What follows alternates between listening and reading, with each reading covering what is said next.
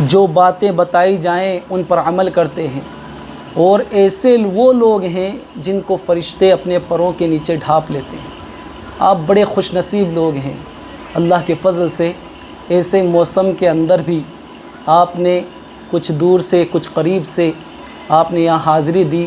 اللہ رب العالمین آپ کی اور میری حاضری کو قبول فرمائے۔ آج کے اس درس کے اندر ایک موضوع جو انتہائی ضروری ہے اور ہر شخص اس سے واقف بھی ہے اور غافل بھی ہے۔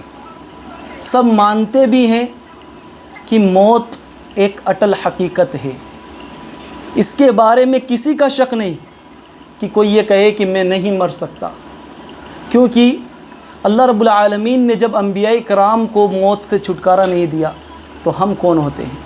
نہ تو کوئی بڑا بچ سکتا ہے، نہ کوئی چھوٹا، نہ کوئی امیر، نہ کوئی غریب، نہ کوئی مرد، نہ کوئی عورت، کسی کو موت سے چھٹکارا نہیں۔ حضرت ابو ہریرہ بیان کرتے ہیں، صحیح بخاری اور صحیح مسلم کی روایت ہے، بارہا مرتبہ ہم سنتے ہیں، حدیث ہے کہ اللہ رب العالمین نے موت کے فرشتے کو حضرت موسیٰ علیہ السلام کے پاس بھیجا۔ موت کا فرشتہ ان کے پاس آیا تو حضرت موسیٰ نے موت کے فرشتے کو ایک تھپڑ رسید کر دیا۔ اس طرح سے یہ پتہ چلتا ہے کہ جب انسان کی موت آتی ہے تو اس کو وہ فرشتے نظر آتے ہیں۔ حضرت موسیٰ نے تھپڑ رسید کیا، اس کی آنکھ باہر نکل گئی۔ وہ فرشتہ اسی حالت میں اللہ رب العالمین کے پاس جاتا ہے اور کہتا ہے، اے اللہ رب العالمین، تو نے مجھے ایسے انسان کے پاس بھیجا ہے جو موت کو پسند ہی نہیں کرتا، ایسے شخص کے پاس بھیج دیا جو موت کو پسند نہیں کرتا۔ تو اللہ رب العالمین نے اس فرشتے کی آنکھ کو درست کیا اور کہا، اب جاؤ اور ان کے پاس ایک بیل ہو اور ان کو بولو اس بیل کے اوپر اپنی ہتھیلی کو رکھو، اپنے ہاتھ کو رکھو، آپ کے ہاتھ کے نیچے جتنے بال آئیں گے ہر بال کے بدلے 1 سال کی زندگی دی جائے گی۔ سوچئے، حضرت موسیٰ سے اللہ رب العالمین کہہ رہے ہیں کہ ہر بال کے بدلے 1 سال کی زندگی دی جائے گی۔ حضرت موسیٰ نے پوچھا، اللہ رب العالمین اس کے بعد کیا ہے؟ مطلب 1 سال زندگی گزار لیا، اتنے سارے 100 بال آئے، 200 بال آئے، 1000 بال آئے، 1000 سال زندگی گزار لیا، اس کے بعد کیا ہے؟ تو حضرت موسیٰ سے اللہ رب العالمین نے کہا، اس کے بعد بھی مرنا ہے، اس کے بعد بھی تمہیں موت آئے گی۔ تو حضرت موسیٰ نے کہا، اگر مرنا ہی ہے تو موت مجھے ابھی منظور ہے۔ اگر اس دنیا میں کسی کو موت سے چھٹکارا ہوتا تو ایک عربی کا شاعر کہتا ہے، لو کان فی الدنیا بقاء لما مات خیر المرسلین محمد۔ اگر اس دنیا میں کسی کو بقا ہوتی، ہمیشہ رہنے والا ہوتا، لما مات خیر المرسلین محمد، تو نبی کریم صلی اللہ علیہ وسلم کو کبھی موت نہ آتی، نبی کریم صلی اللہ علیہ وسلم کا انتقال نہ ہوتا۔ جب نبی کریم صلی اللہ علیہ وسلم کو بھی مرنا ہے، ان کا بھی انتقال ہونا ہے، تو آپ کو بھی چھٹکارا نہیں ہے۔ اور ایک اور شعر ہے، ایک الفاظ ہے، الموت قدح کل نفس شاربہ، موت ایک پیالہ ہے جسے ہر نفس کو پینا ہے۔ والقبر باب کل نفس داخلہ، اور قبر ایک دروازہ ہے جسے ہر نفس کو داخل ہونا ہے۔ اس سے پتہ چلا کہ ہر جاندار کو موت کا مزہ چکھنا ہے، اس سے کوئی راہ فرار اختیار نہیں کر سکتا، کوئی بھاگ نہیں سکتا۔ اللہ رب العالمین نے قرآن کریم کے اندر الگ الگ مقامات پر فرمایا اور کہا، وَلَن يُؤَخِّرَ اللَّهُ نَفْسًا إِذَا جَاءَ أَجَلُهَا وَاللَّهُ خَبِيرٌ بِمَا تَعْمَلُونَ۔ جب کسی کی موت کا وقت آتا ہے تو اس کے وقت سے بالکل بھی تاخیر نہیں کرتا۔ انسان یہ سوچے کہ میرے موت کا وقت آئے اور مجھے مہلت مل جائے، 1 منٹ کی بھی مہلت نہیں مل سکتی، نہ 1 سیکنڈ ادھر ہو سکتا ہے، نہ 1 سیکنڈ ادھر ہو سکتا ہے۔ بہت سارے شخص یہ سوچتے ہیں، اگر میں گھر میں نہ ہوتا، کہیں اور ہوتا تو بچ جاتا۔ آپ کی مقررہ وقت جہاں پر لکھا ہے وہیں پر آپ کو موت آنے والی ہے۔ ابھی وہ پلین حادثہ، کتنے خوش ہو کر گھر کے لوگ نکل رہے تھے، کیا کیا خوشیاں تھیں ان کے چہروں پر، کس فکر میں نکل رہے تھے، کل سے نئی زندگی کا آغاز ہوگا۔ لیکن ان کو کیا پتا تھا کہ یہ حادثہ ہوگا اور وہ کل کا سورج کیا اگلا 5 منٹ بھی نظر نہ آئے۔ موت کا وقت آ جاتا ہے، 1 منٹ بھی تاخیر نہیں ہوتی۔ کتنے بھی پلاننگ کر لو، کتنی بھی سب چیزیں تیار رکھ لو. مائیکل جیکسن کے بارے میں آتا ہے کہ اس نے ساری چیزیں خرید کر رکھی تھی. گھر کے اندر ڈاکٹروں کی ایک جماعت رہتی تھی. وہ جو بھی کھانا کھاتا تھا، کھانا کھانے سے پہلے چیک ہوتا تھا. وہ سوچتا تھا میں 150 سال تک زندہ رہوں گا، لیکن اس کی موت 55 سال کی عمر میں اس قدر ایسی موت ہوئی کہ ڈاکٹر اس کے پاس موجود ہے، دل میں اٹیک آ رہا ہے، پتہ ہی نہیں چل رہا ان کو کیا کیا جائے. اور جب اس کی باڈی کی جانچ کی گئی تو اس کی باڈی کے اندر سوراخ ہی سوراخ تھے. وہ ہر کھانے سے پہلے، ہر سونے سے پہلے کہیں پر بھی اس کے لیے اس کے جسم میں انجیکشن لگائے جاتے تھے تاکہ اس کی باڈی فریش رہے. ایسی زندگی جو انسان سوچے کہ مجھے مرنا نہیں، وہ ایسے واقعات سے عبرت حاصل کرے کہ یہ دنیا چھوڑنا ہے، اس کو کوئی پکڑ کر نہیں رکھ سکتا. آج آپ آئیں تو کل اور کسی کا نمبر آئے گا. ہم نے کتنے لوگوں کو اپنے ساتھ رہنے والوں کو جنازے کا ان کو دفنایا ہے. کیا ہمیں عبرت حاصل نہیں ہوتی؟ ان کو موت آئی ہے، کیا ہمیں موت نہیں آئے گی؟ میرے بھائی غور کریے، یہ باتیں، یہ موضوع اسی لیے چنا گیا ہے کہ اگر ہمارے دلوں میں اس دنیا کی الفت آ گئی ہے، یہ دنیا ہم پر غالب آ گئی ہے، تو ہم احادیث کی طرف لوٹیں کہ اللہ رب العالمین نے دنیا کے بارے میں کیا کہا. اللہ رب العالمین اور اللہ کے رسول نے اس دنیا کی مثال کن چیزوں سے دی. اگر ہم یہ حاصل کرنا چاہتے ہیں جس کی مثال اللہ کے نبی نے کہا کہ مچھر کے پر کے برابر بھی نہیں، اگر اس کو حاصل کرنے کے لیے تم کوشش کر رہے ہو، تو اگر اس کی اوقات اس دنیا کی مچھر کے پر کے برابر بھی ہوتی تو اللہ رب العالمین کسی کافر کو ایک گھٹ پانی تک نہ دیتا. غور کیجئے کہ اللہ رب العالمین کیسی، اللہ کے نبی کیسی مثال دے رہے ہیں ایسے جانور کی جس کو تم مارتے ہو، جس کو تم مچھردانی کے اندر داخل تک نہیں ہونے دیتے. ایسے جانور کی اللہ رب العالمین مثال دے کر اس دنیا سے بے رغبتی کے بارے میں بتاتا ہے کہ یہ دنیا یہ فائدہ اٹھانے کی جگہ نہیں ہے، یہ دنیا دارالامتحان ہے، یہاں امتحان دینے کے لیے آئے ہیں. جیسے اسکول کے اندر، جیسے قبر کے اندر سوالات ہوں گے، یہ کیا ہے؟ یہ دنیا کے رزلٹ ہیں جو قبر کے اندر سامنے آئیں گے کہ آپ نے کیسے عمل کیا اور کیا رزلٹ آ رہے ہیں. اسی لیے ہمیں غور کرنا چاہیے. دوسری جگہ اللہ رب العالمین نے فرمایا وما تدری نفس ماذا تکسب غدا وما تدری نفس بأی ارض تموت. کوئی نفس یہ نہیں جانتا کہ وہ کل کیا کرے گا، کوئی نہیں جانتا. وما تدری نفس بأی ارض تموت، اور کسی نفس کو یہ نہیں معلوم کہ اسے کل کیا، اسے موت کہاں آئے گی. ایسی مثالیں ہمارے سامنے، ہمارے بھائیوں کی سوچ کر افسوس ہوتا ہے کہ صبح کے وقت گھر سے تیار ہو کر اپنے کام کے لیے نکلے، دن بھر کام کیا، کام کرنے کے بعد گاڑی لوڈنگ ہوئی، گاڑی کو چیک کرنے کے لیے گاڑی کے اوپر چڑھے تو ہائی ٹینشن پاور کے کرنٹ نے ان کو کھینچ لیا اور 20 یا 21 سال کی عمر میں ان کی موت ہو. یہ کیا ہے؟ یہ عبرت ہے ہمارے لیے کہ جس چیز کے لیے ہم سوچ رہے ہیں، یہ موت آپ کا وقت متعین کی ہوئی ہے کہ آپ کو کہاں مرنا ہے. گھر میں 1 سال کی بچی موجود ہے، اپنے باپ بچی کو کھلا کر جا رہا ہے، اور شام کو دوپہر میں خبر آتی ہے کہ ان کے والد کا انتقال ہو گیا. کیا ہوتا ہے؟ یہ عبرت اس لیے ہے کہ اس دنیا کے لیے جو ہم کوشش کر رہے ہیں اس کا پل کا بھروسہ نہیں کہ کل کیا ہو جائے. ایسی موتی ہم نے اپنے بھائیوں کی موت دیکھی، لوگوں کی مثال نہیں. میرے چچا زاد بھائی کی مثال دے رہا ہوں میں. اس کی جس دن اس کا انتقال ہوا اس دن اس کی بچی 1 سال کی ہوئی. کیسے دلوں پر آج بھی سوچتے ہیں تو ان کے چہرے سامنے آتے ہیں کہ 20-21 سال کی عمر میں موت. یہ کیا ہے؟ اور ہم اس کے لیے کوشش کر رہے ہیں. یہ کتنی بھی جمع کر لو، اس کو جمع کرنے سے پیٹ نہیں بھرتا، اس کو چھوڑ کر جانا ہے.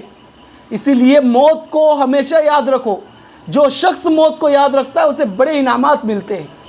آگے آئیں گے کہ کیا کیا انعامات جو موت کو یاد کرتے ہیں ان کو ملتے ہیں. اور دوسری جگہ اللہ رب العالمین نے فرمایا کل نفس ذائقۃ الموت. ہر نفس کو موت کا مزہ چکھنا ہے. کوئی نفس یہ نہیں کہہ سکتا میں بچ جاؤں گا. آپ کے بڑے، آپ کے چھوٹے، آپ کے سب کا نمبر آنے والا ہے. اللہ کے نبی کے بچوں کا انتقال بچپنے میں، یہ کیا ہے؟ جب نبی کے بچوں کا انتقال ہو سکتا ہے تو ہمارے بچے کیا ہیں؟ اللہ رب العالمین نے ان کو مہلت نہیں دی، ان کا وقت متعین آیا، ان کی موت ہو گئی۔ تو ذرا سوچئے، اس موت کو ہمیشہ یاد رکھیے۔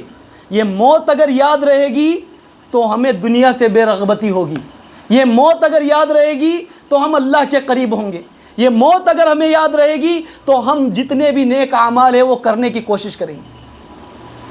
جو شخص مر جاتا ہے، اس کے دفن کرنے کے بعد اگر اس سے پوچھا جائے کہ تمہیں اگر دنیا میں جانے کا موقع مل جائے تو کیا کرو گے؟ کہا کہ میں اللہ کی نافرمانی ہی نہیں کروں گا، میں صدقے پہ صدقہ کروں گا، مجھے موقع ملے تو میں روزے رکھنا نہیں چھوڑوں۔ یہ حال ہے۔ مرنے کے بعد حقیقت پتہ چلتی ہے دنیا کیا ہے۔ ابھی تو رنگینیاں نظر آتی ہیں، بعد میں جب افسوس ہوتا ہے تو کفِ افسوس کے علاوہ کچھ نہیں رہتا۔ اس لیے موت کو ہمیشہ یاد رکھنا چاہیے، اور موت سے کوئی شخص بھاگ نہیں سکتا۔ اللہ رب العالمین قرآن کریم میں کہتا ہے قُلْ إِنَّ الْمَوْتَ الَّذِي تَفِرُّونَ مِنْهُ فَإِنَّهُ مُلَاقِيكُمْ، جس موت سے تم بھاگ رہے ہو وہ تم سے ملاقات کر کے رہے گی۔ بڑے بڑے بادشاہ آئے جنہوں نے پہاڑوں کو تراش کر اس کے اندر رہنے لگے، فرعون، حامان، شداد، عاد، ثمود، ایسی قومیں جنہوں نے پہاڑوں کو تراش کر اس کے اندر رہنے لگے اور فخر کرتے تھے ہمیں موت نہیں آئے گی۔ قوم عاد اور قوم ثمود کا واقعہ سورہ حاقہ کے اندر پڑھتے ہیں تو پتہ چلتا ہے اللہ رب العالمین نے ان کے اوپر 7 راتیں اور 8 دن مسلسل ہوائیں چلائی، اتنی تیز ہوا تھی کہ ان کے جسم آدھے آدھے کٹ کر دور پھینک گئے۔ یہ کیا ہے؟ جن کو تکبر تھا اپنی دولت پر، جن کو گھمنڈ تھا اپنے اوپر کہ ہم تو پہاڑوں کو تراش کے رہ سکتے ہیں تو دنیا میں کہیں رہ سکتے، اللہ رب العالمین نے ان کو نیست و نابود کر دیا۔ فرعون کو عبرت کے لیے چھوڑ دیا۔ دیکھتے نہیں مصر کے عجائب گھر کے اندر اس کی لاش آج بھی موجود ہے۔ کیا ہی یہ عبرت ہے ہم لوگوں کے لیے کہ ہمیں مرنا ہے، جو بھی تکبر کر کے مرے گا اور جو فرما برداری کر کے مرے گا، جو اطاعت کے ساتھ زندگی گزارے اور اللہ کو راضی کر کے جائے گا، اسے موت پر بھی خوشی ہوتی ہے۔ تو میرے بھائی ذرا غور کیجئے، موت کی یاد، یہ موت کو جو یاد رکھتے ہیں ان کو بڑے فائدے ہیں۔ الدقاق کہتے ہیں جو شخص موت کو یاد رکھتا ہے اس کو 3 طرح کے انعامات دیے جاتے ہیں، اور ہم خود اپنا فیصلہ ابھی کر لیں گے کہ ہم کیسے ہیں۔ یہ بات جو انہوں نے بتائی ہے، جو موت کو یاد کرتے ہیں انہیں 3 طرح کے اکرام، 3 طرح سے ان کی عزت کی جاتی۔ نمبر 1، جو شخص موت کو یاد کرتا ہے اسے توبہ کی توفیق جلدی نصیب ہوتی ہے۔ نمبر 2، جو موت کو یاد کرتا ہے اسے جتنی بھی روزی ملتی ہے اس پر وہ قناعت اور صبر کرتا ہے۔ نمبر 3، جو موت کو یاد کرتا ہے اسے عبادت میں لذت آتی ہے، مزہ آتا ہے۔ اب اپنا آئینے کے سامنے اپنے آپ کو رکھو اور اپنا فیصلہ خود کرو کہ ہم موت کو یاد کرتے ہیں یا نہیں کرتے۔ بتانے کی ضرورت نہیں، میں یہ نہیں کہتا کہ فلاں کیا کر رہا ہے، فلاں کیا کر رہا ہے۔ اپنے آپ کو آئینے میں رکھو اور کہو اگر مجھے توبہ کی توفیق ہے تو میں یاد کر رہا ہوں، مجھے جتنا روزی اللہ رب العالمین نے دیا سب رہے، مجھے موت یاد ہے، اور مجھے عبادت کرتا ہوں، نماز پڑھتا ہوں تو سکون ملتا ہے، تو سمجھو موت یاد ہے۔ آج ہم میں سے کتنے لوگ ہیں نماز فجر کے لیے کتنے اٹھتے ہیں؟ کتنے لوگ نماز فجر کے لیے اول وقت میں اٹھتے ہیں؟ بتائیے کیا حال ہے۔ یہ مسلمان ہیں جنہیں دیکھ کر شرمائی ہوگی۔ اللہ رب العالمین نے کامیابی بتائی جو شخص فجر کی نماز کے لیے اٹھتا ہے، اور دنیا کا سب سے مالدار انسان کی مثال اللہ کے نبی نے بتائی کہ جو شخص فجر کی 2 سنتیں نماز فجر سے پہلے ادا کرتا ہے وہ اس دنیا کے جتنے بھی لوگ ہیں، دنیا کی جتنی بھی چیزیں سب سے زیادہ امیر ہے وہ۔ اب ہم میں سے کتنے لوگ ہیں اس حدیث پر عمل کر کے اپنی زندگی میں اس بات کی گواہی دے سکتے ہیں کہ ہم ایسا کر رہے ہیں؟ سوچئے ذرا، یہ وقت گزارنے کی جگہ نہیں ہے، یہ عمل کرنے کی جگہ ہے۔ آج نہیں تو کل کسی نہ کسی کا فیصلہ ہونا ہے۔ آج میں بول رہا ہوں، کل خبر آئے مولانا آفاق کا انتقال ہو گیا، کیا کریں گے؟ جو لوگوں کو نصیحت کر رہے ہیں انہی کا پتہ نہیں۔ حضرت علی کے بارے میں آتا ہے، حضرت علی کہتے ہیں میں صرف ایک رات ایسی ہے جس کے اندر میں بغیر خوف کے سویا ہوں کہ مجھے کل تک موت نہیں آئے، وہ بھی اللہ کے نبی نے کچھ امانت حضرت علی کے پاس دی تھی اور کہا تھا کہ کل آپ کو فلاں کو وہ امانت دینی ہے. حضرت علی کہتے ہیں وہ رات تھی جس میں بے خوف سویا ہوں کہ مجھے کل تک موت نہیں آئے گی، کیونکہ اللہ کے نبی نے کہا ہے کل امانت تجھے اسے دینی ہے. یہ ہمارے اسلاف کا حال ہے. وہ ہر وقت موت کو سامنے رکھا کرتے تھے. اور ہمارا حال کیا ہے؟ ہم موت سے بے رغبتی رکھتے ہیں، ہمیں مرنا پسند ہی نہیں ہے. اور اگر سوال کیا جائے جنت میں کون جانا چاہتا ہے، سب کے ہاتھ اٹھیں گے میں جنت میں جانا چاہتا ہوں. لیکن اسے یہ پتہ نہیں جنت میں جانے کے لیے مرنا پہلے پڑتا ہے. سوچنے والی باتیں ہیں یہ باتیں. موضوع اسی لیے رکھا گیا تاکہ ہمارا ایمان جاگ جائے. اگر ہم برائی کی طرف ہیں، اگر ہم دنیا کی محفلوں میں اپنے آپ کو مشغول کر کے رکھے ہیں تو اس سے دور ہو جائیں. لوگوں کی ترقیاں دیکھ کر وہ اس کی عبادات سے اسے مطلب نہیں، فلاں فلاں کامیاب دکھ رہا ہے. اور حضرت عبداللہ بن عمر بیان کرتے ہیں کہ میں اللہ کے نبی کے ساتھ تھا تو ایک شخص آیا اور اللہ کے نبی سے کہا، اللہ کے نبی دنیا میں مومنوں میں سب سے افضل کون ہیں؟ تو اللہ کے نبی نے کہا احسنہم اخلاقا، جس کے اخلاق سب سے اچھے ہوں وہ مومنوں میں سب سے افضل ہیں. پھر اس شخص نے ایک اور سوال کیا، اللہ کے نبی مومنوں میں سب سے عقل مند کون ہے؟ میں آپ سے سوال پوچھوں کہ مومنوں میں سب سے عقل مند کون ہے؟ اور ہم میں سے ہر شخص دنیا کے اعتبار سے مثال دے گا اور کہے گا میں نے فلاں شخص کو دیکھا جس نے لوگوں کو دھوکہ دے کر ترقی حاصل کر، جس نے دماغ ایسا چلایا کہ چکر چلا کر خود آگے نکل گیا، اس نے ایسے کام کیے کہ خود آگے نکل گیا، دوسرے اس کے پیچھے ہو گئے. ہم ایسے شخص کو عقل مند کہتے ہیں جو لوگوں کو دھوکہ دے، جو لوگوں کو نقصان پہنچا کر خود کو آگے نکال لے، ہم اس کو عقل مند کہتے ہیں. اللہ کے نبی سے پوچھا گیا تو اللہ کے نبی نے کہا مومنوں میں سب سے عقل مند وہ ہے جو موت کو سب سے زیادہ یاد کرتا ہے اور موت کے بعد آنے والی زندگی کے لیے تیاری کرتا ہے. یہ مومنوں میں سب سے عقل مند ہے. اور ہمارا عقل مند کیسا ہے؟ ہماری عقل کیا کہتی ہے؟ یہ علماء کا کام صرف بیان کرنا نہیں کہ عالم کا کام بولنا ہی تو ہے، بول کے چلا گیا، ہمیں تو اپنی زندگی جیسے ہے ویسے گزارنی. شیطان کیا کرتا ہے؟ وہ حق بات جب لوگوں کے کانوں تک پہنچتی ہے تو وہ چاہتا ہے کہ جس تک پہنچی وہ محفل تک ہے تو حفاظت کرنے دو، یہاں سے نکلنے کے بعد اس کو واپس وہی باتیں یاد دلانی ہے جو دنیا کی طرف اسے لے جائے. ہم میں سے اکثر، میں خود اپنی مثال دیتا ہوں، جب کبھی کسی بیان کے اندر ہو تو ایسا لگتا ہے کہ یہ بیان تو میرے بارے میں ہی ہو رہا ہے. امام صاحب نے جو باتیں بتائی ہیں ایسا لگ رہا ہے یہ ساری کمیاں میرے اندر ہیں، اور وہیں سے بیٹھ کر ارادہ کرتے ہیں آج سے انشاءاللہ یہ نہیں کروں گا، آج سے ایسی غلطی نہیں کروں گا. لیکن جب نکلتے ہیں دنیا کی رنگینیوں کو دیکھتے ہیں شیطان واپس وہی وسوسے ڈالتا ہے کہ کیا ہے، امام صاحب بول کے چلے گئے، امام صاحب تمہارے گھر میں کھانا تھوڑی دینے والے ہیں، روٹی روزی امام صاحب تھوڑی پہنچانے والے ہیں، دنیا میں یہ کرے گا تبھی ملے گا. حلال راستے اپنائیے رزق کے لیے. اللہ رب العالمین نے آپ کو راستے دیے ہیں تو حلال کی تلاش کیجیے میرے بھائی. اس لیے موت کو ہمیشہ یاد رکھنا چاہیے. اور جو موت کو یاد نہیں کرتے اس کو 3 طرح کی سزائیں دی جاتی ہیں. اس کو توبہ کی توفیق جلدی نصیب نہیں ہوتی، اس کو جتنا بھی روزی مل جائے اس پر وہ صبر نہیں کرتا، اور تیسرا وہ عبادت کرتا ہے لیکن اسے مزہ نہیں آتا. نماز میں آیا بس کوشش رہتی ہے کس طرح فری ہوں اور نکل جاؤں. دعا مانگنے کے لیے بیٹھا 1 منٹ بھی دعا کو نہیں ہوا، اللہ تو قبول کر لے. اللہ رب العالمین ایسے لوگوں کی دعاؤں کو قبول نہیں. عبادت میں لذت ہی نہیں، اس کو خود کو یقین نہیں کہ مجھے مزہ آ رہا ہے. وہ بس اپنی ڈیوٹی ادا کر رہا ہے کہ نماز پڑھنا ہے پڑھ رہا ہوں، روزہ رکھنا ہے رکھ رہا ہوں، لیکن اس کا حق ادا نہیں کر پا رہا. تو یہ بھی وہ لوگ ہیں جن کو سزا دی جا رہی ہے. تو اپنا محاسبہ کرنے کی ضرورت ہے کہ ہم اپنا محاسبہ کیسا کریں. تیسرا پوائنٹ یہ ہے موت کی سختیاں. موت یہ کتنی سخت ہے. میں زیادہ وقت نہیں لینے والا، وقت متعین ہے.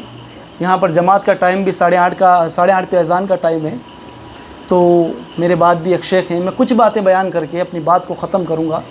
موت کی سختیاں قرآن کریم کے اندر 4 مقامات پر اللہ رب العالمین نے فرمایا اور کہا وجاءت سکرۃ الموت بالحق، جب موت کی سختی حق کے ساتھ پہنچ گئی۔ دوسری جگہ فرمایا اذ الظالمون فی غمرات الموت، جب ظالم لوگ موت کی سختی کو دیکھ لیں گے۔ تیسری جگہ فرمایا فلولا اذا بلغت الحلقوم، جب موت نرخرے تک آ جائے گی۔ چوتھی جگہ فرمایا کلا اذا بلغت التراقیہ، ہرگز نہیں جب موت ہنسلی تک آ جائے گی۔ یہ 4 آیتیں اللہ رب العالمین نے قرآن کریم کے اندر ذکر کی اور موت کے متعلق بتایا کہ یہ موت کا ماحول ایسا ہوگا، یہ موت آپ کو اس طرح کی آئے گی اور اس کی سختی کا احساس خود اللہ کے نبی کے آخری ایام سے لے سکتے ہیں کہ اللہ کے نبی کے آخری ایام کس قدر سخت تھے۔ اس کے اندازے سے آپ اندازہ لگا سکتے ہو کہ جب نبی کا یہ حال ہے تو ہمارا کیا حال ہوگا۔ حضرت عائشہ بیان کرتی ہیں کہ اللہ کے نبی کے انتقال سے 2-3 دن پہلے کی باتیں کہ اللہ کے نبی بستر مرگ پہ ہیں اور اللہ کے نبی کے پاس ایک پانی کا پیالہ ہے۔ ذرا غور کریے کہ اللہ کے نبی کس قدر پریشان تھے، کس قدر اللہ کے نبی کو تکلیف ہوتی تھی، سختی دیکھیے۔ اللہ کے نبی اس پیالے میں ہاتھ ڈالتے اور پانی نکال کر اپنے چہرے پر مارتے۔ حضرت عائشہ کہتی ہیں اللہ کے نبی کے لیے ہم پانی کے اندر کپڑا بھگو کر رکھتے تو وہ تھوڑی دیر میں گرم ہو جاتا۔ اور حضرت عائشہ بیان کرتی ہیں آخری ایام کی باتیں ہیں اور کہتی ہیں کہ میرا بھائی عبد الرحمن مجھ سے ملنے آیا، اللہ کے نبی سے ملنے آیا تو ان کے ہاتھ میں مسواک تھی تو اللہ کی نبی کی نظریں اس مسواک کے اوپر جم گئی۔ اور حضرت عائشہ نے جب دیکھا کہ اللہ کی نبی کی نظریں مسواک کے اوپر ہے تو حضرت عائشہ نے کہا اللہ کے نبی کیا آپ کو مسواک چاہیے؟ اللہ کے نبی نے سر کے اشارے سے کہا ہاں مجھے مسواک چاہیے۔ اللہ کے نبی حضرت عائشہ نے اپنے بھائی سے مسواک لی اور اللہ کے نبی کے ہاتھ میں دے دیا۔ اللہ کے نبی کے ہاتھ میں دیا، اللہ کے نبی نے منہ میں مسواک کو لیا۔ اللہ کے نبی کے اندر اتنی بھی طاقت نہیں کہ اپنے دانتوں سے اس مسواک کو نرم کر سکے، مطلب اتنی کمزوری اللہ کے نبی کے اوپر آ گئی۔ حضرت عائشہ نے دیکھا اور کہا اللہ کے نبی اگر آپ اجازت دیں تو میں مسواک کو اپنے دانتوں سے نرم کر دوں۔ حضرت عائشہ اپنے دانتوں سے مسواک کو نرم کرتی ہیں اور اللہ کے نبی کو دیتی اور اللہ کے نبی پھر مسواک کرتے۔ آخری دنوں میں اللہ کے نبی کی حالت یہ ہے کہ مسجد تک نہیں جا سکتے، 2 صحابہ کے کندھوں پہ ہاتھ رکھ کر اپنے پیروں کو رگڑتے ہوئے زمین پر مسجد پہنچ رہے۔ آخری ایام میں اللہ کے نبی کی حالت ایسی ہے کہ پیشاب کرنے کے لیے باتھ روم تک نہیں جا سکتے۔ یہ اللہ کے نبی کا حال ہے، ہمارا حال کیسا ہوگا؟ ہم کیسی زندگی گزار رہے ہیں؟ ہمیں موت کے وقت یہ سختیاں نصیب نہیں ہوں گی؟ یہ سب کے لیے ہے۔